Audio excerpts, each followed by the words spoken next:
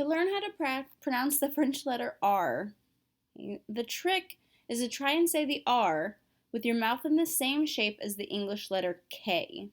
So the English letter R, the R sound, is too far forward in the mouth for the French. So we're going to force it back by bringing the middle to front part of your tongue up. This is the exact same shape that your mouth is in when you say K. K. If you practice this and pay a very close attention to where your tongue is, leave it in that position and then attempt to pronounce an R sound. This might be easier at the very beginning by pronouncing a K and then switching into an R sound without even moving.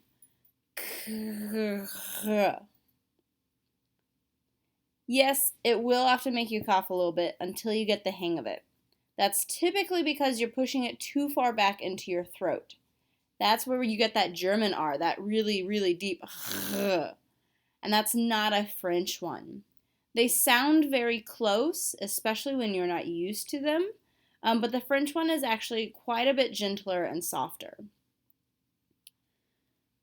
This takes a lot of practice. A lot of practice. It will probably take you several weeks until you really start to feel decently with it. That also depends on how much practice you put in by yourself. So, I highly suggest taking even just a couple minutes every day, practicing with your R, maybe just, minute or two while you're doing your French homework, trying to read words out loud to yourself whenever you find that R. Try to really focus on saying it well. Both kinds of practice are necessary. So saying the R by itself, that h, and also saying it in various words.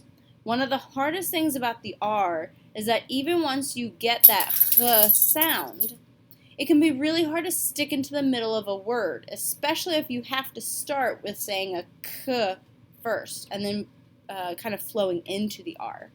So you really have to practice both. Yes, there are certain French words where we kind of glance over it a little, like toi, but you still hear it. It's just not quite as hard as in a word like très.